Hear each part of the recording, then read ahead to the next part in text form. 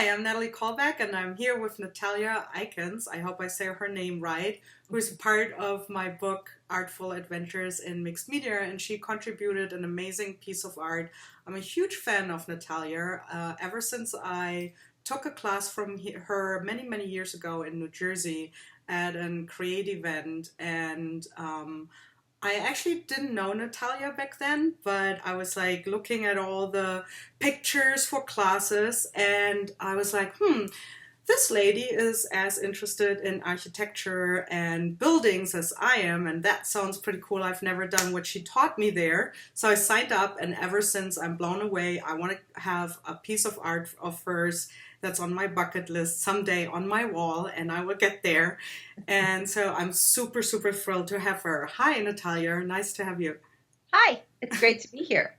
Cool. So, Natalia, I told a little bit about that I have an art crush on you. That's why I'm wearing your scarf too. So, tell us a little bit On about. you. Sorry? It looks very nice on you. Thank you. Tell us a little bit about you and your artwork. Well, my artwork is architecturally inspired and delicately stitched. That's my tagline, I guess. I have always been inspired by architecture. I grew up in St. Petersburg, Russia, which is a very architecturally rich city. And then New York, which is also amazingly architecturally rich. So I always loved it, and I one day realized I can share it in my art. And I've always been a textile artist or a fiber artist, however you want to call it, because I started my career in fashion. I went to Pratt Institute and got a bachelor's degree in fashion design. So I've always been playing with fabrics. And then I started making art out of fabrics. And now I make art out of fabric and fabric scraps and plastic and other recyclables, and whatever I can stitch through, I will make it into a piece of artwork. So, for those of you that don't know Natalya's work, you got to go and check it out. But Natalya often incorporates pictures, and I assume your own photographs of buildings or parts of buildings like balconies and what's that called? Fire stairways. Fire escapes. Fire Yes, escapes. I always work from my own photographs. Sometimes I'll use the whole photograph. I'll alter it in Photoshop. Sometimes I'll use parts of many photographs in one piece. Right, and I love this mixture of a photo of something digital, and sometimes you print it out. I think, right? I mean, we don't have to go into detail, of course. Don't tell us all your secrets. Please tell us now. There's no secrets. Sometimes I print out at the actual photograph, and sometimes I'll just use it as an inspiration. Right. And then you incorporate, like, as you said, fabrics and scraps or plastic, but also a lot of, as the tag title gave it away, stitching. And that inspired me totally too. I'm totally into embroidering now. Not as good as you, of course, but I love this tactile element that you incorporate in your work. So do you often have people that want to touch your work? People always want to touch my work. Do you let always. them? Sometimes I'll ask them if their hands are clean. I can understand that. It's really tempting. Like, I'm like looking at on the computer screen and I'm like, I want to touch it. That's why I like working with it, because I get to touch it. Gotcha. So you like even with the plastic, you like that too? Yeah, because I stitch through the plastic, so it becomes something different. I guess it depends on what kind of plastic is, and in a way, I mean, acrylic paint is nothing else than plastic. Once it's dried, it's plastic, and before it's in liquid form, right? I actually like that. I like that feel too, and it can change. Sometimes it feels more leathery, or it's a lot hard of people will look at the plastic that I've stitched and they don't know what it is. They'll think it's Sometimes they'll think it's leather, or they'll think it's some kind of I don't. Some people even think it's encaustic. They can't quite tell. It transforms so much, which is what I like about it. Oh yeah, you use a lot of like sheer like plastic bags, right? Hmm. Normal grocery, those cheap, flimsy see-through. That makes I think that makes sense with the thinking that's encaustic. Yeah, because you get so many layers and you see the depth, and it becomes all different colors as you layer them. Hmm. So you have all these like photos and as inspiration points that you incorporate. So how do you get to gather inspiration? Let me say, like, how do you go on an artful adventure and collect inspiration with a goal, or is it just like tell us a little bit about it? Well, sometimes I do. I'll go on, I call it a photo safari in, Manhattan or Queens or Brooklyn, and I take pictures of whatever appeals to me. I don't usually go looking for something specific, although occasionally that happens too. Like recently, I went on a fire escape hunt. I took pictures of all sorts of fire escapes, but usually I'll take pictures of graffiti, Hmm. or just some kind of markings or the cracks in the sidewalk. Anything like that can inspire me. But if I can't go into the city, that's what the internet is good for. I can just, look at other artists' artwork, which is always inspiring. Hmm. A museum trip. We're so lucky here in New York City with all the museums.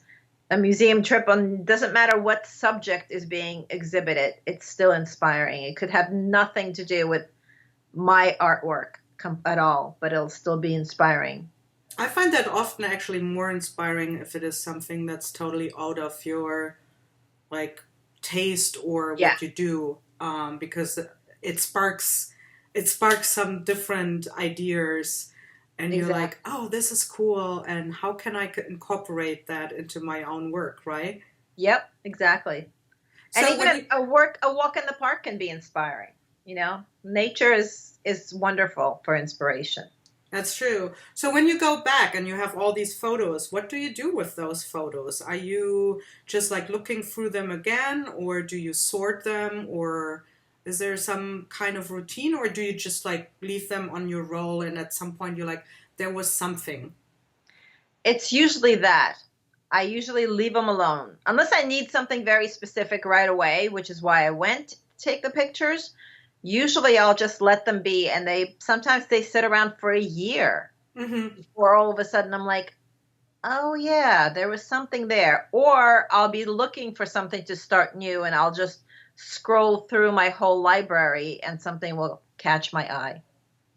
Yeah, that's interesting. I do think that for me that's true to some point too.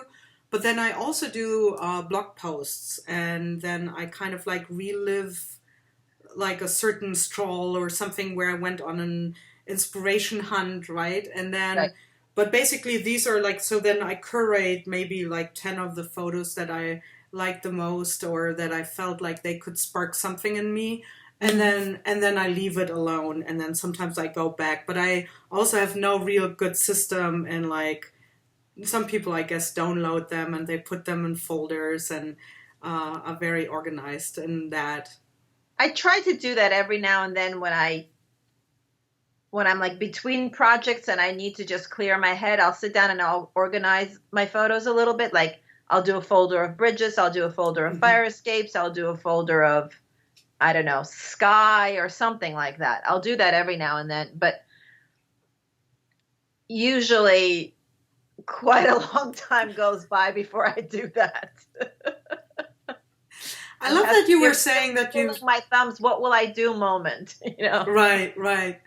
You also said so you studied fashion, Mhm. which makes no sense for me because you're doing all these amazing costumes. I assume for one of your children's theater or Yeah. plays, right? My kids go to a local parochial Russian school on weekends, and they put on a play. So we do usually it's a Russian fairy tale, and those can be quite fantastical at times. So yes, I do costumes for that.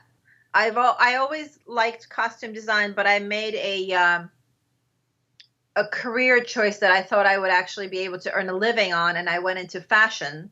as opposed to theater. Mm-hmm. But then I went back into it because I worked in, after working in fashion for almost 10 years, I went and worked in film and TV, wardrobe and costume design for another almost 10 years.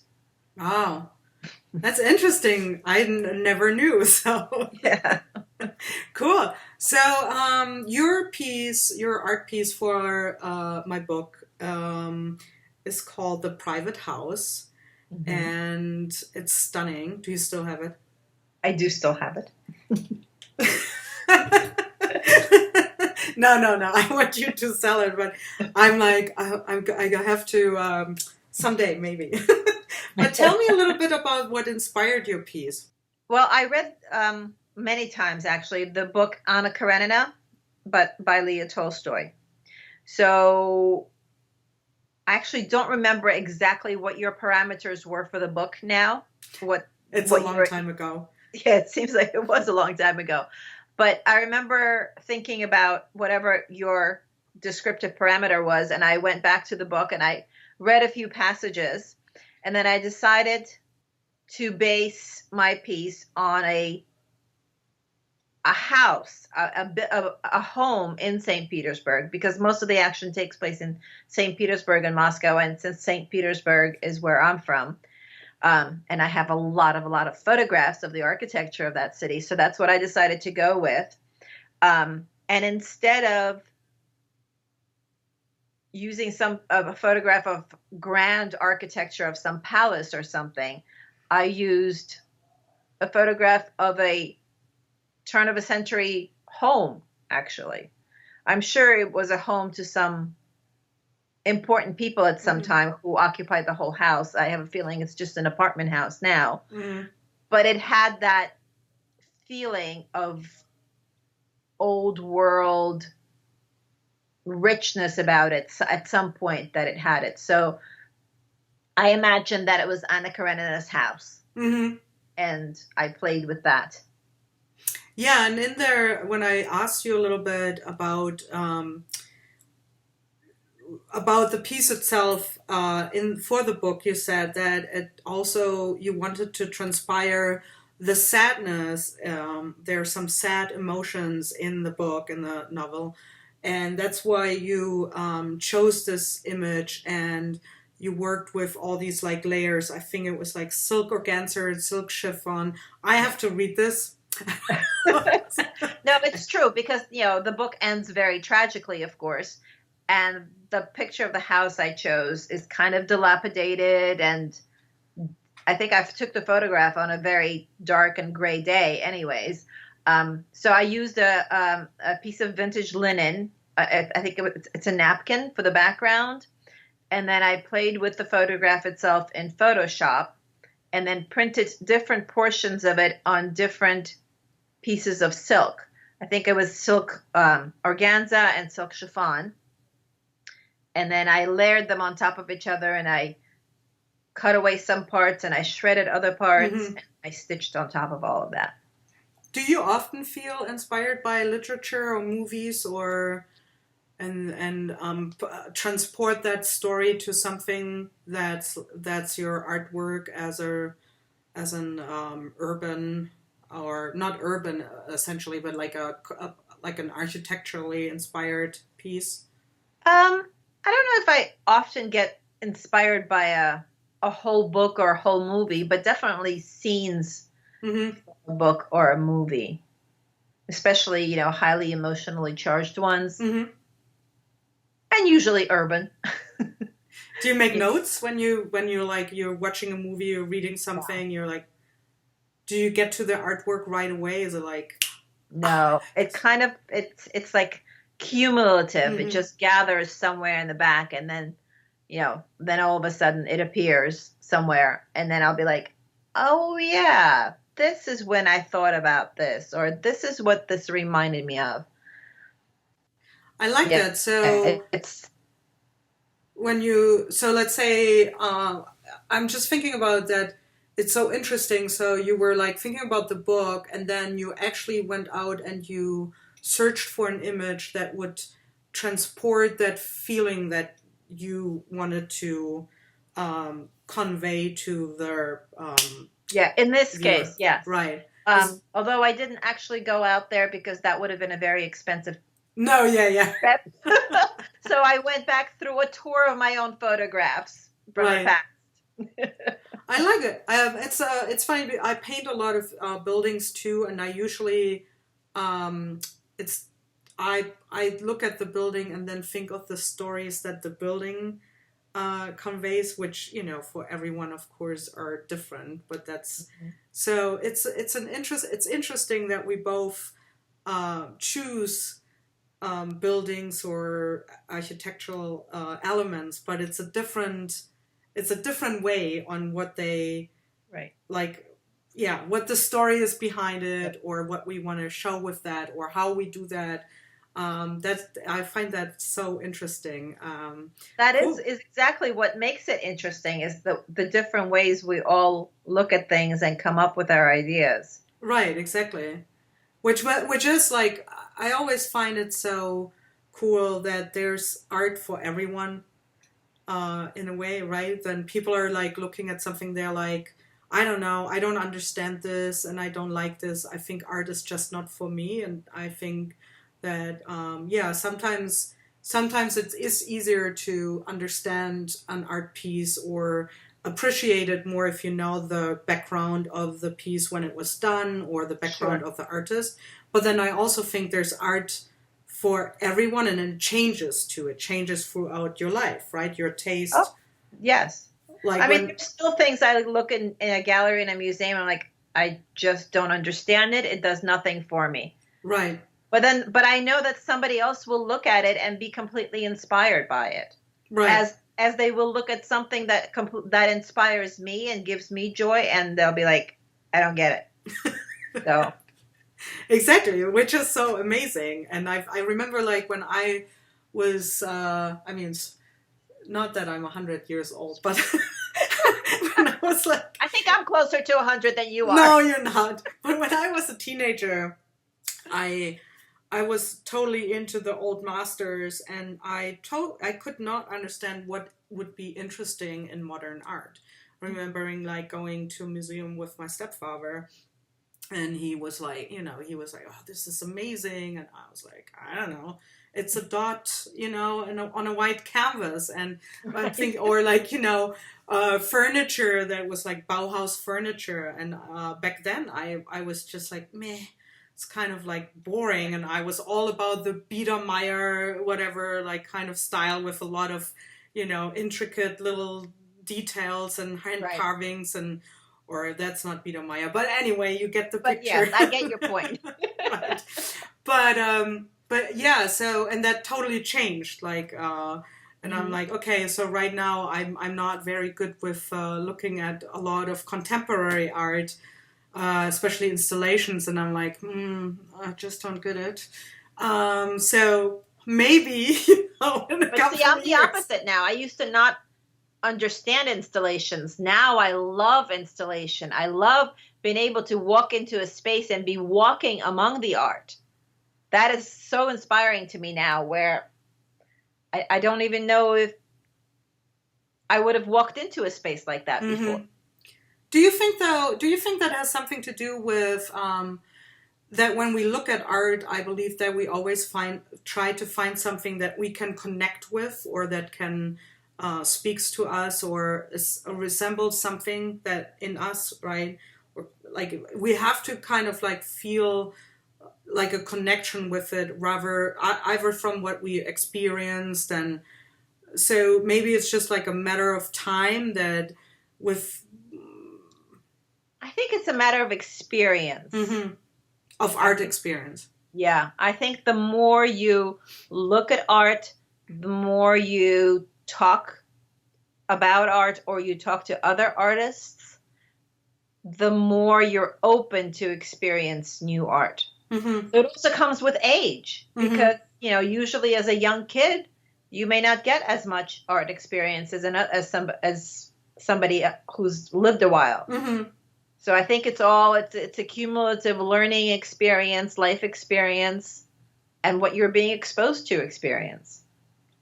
Yeah, I think that's also so interesting because I really like learning about art. I don't have a art, history. Like I was a paralegal, so can't be more boring That's than okay. that. You're self-taught. Right, exactly. But like I really love learning about art history in all art areas, even like music, right? If you have Stravinsky playing his ballet, I think in 1912 or something, or 1914, The Spring of right? It's called, Something like that. Yeah. or whatever, Rite of Springs. I might have to edit this out because it makes me feel like really stupid. But it's like when he played it, people would leave their house and were like Exactly. outraged that it was crazy. Right. And nowadays you play it and there's like a lot of people that really appreciate it. And then maybe some people say, this doesn't do anything for me. But no one is really outraged, right? So I Right. think that's so interesting. But we have And few things to be outraged by now. exactly, right? You're like, okay. Right, That was exactly. nothing. That was Right. wonderful. It's wonderful now, but we have new things to outrage ourselves with, right? Right, and then probably in 50 years, it's like, well, what were they so outraged about, right? So, Exactly. exactly. Yeah, that's cool. It's good that this, progresses, and that's why it's so interesting and important to learn a little bit about the background to appreciate that more. I Yeah. think, actually, it is really cool. Yeah. I now wish that I paid a little more attention in my art history class instead of passing notes.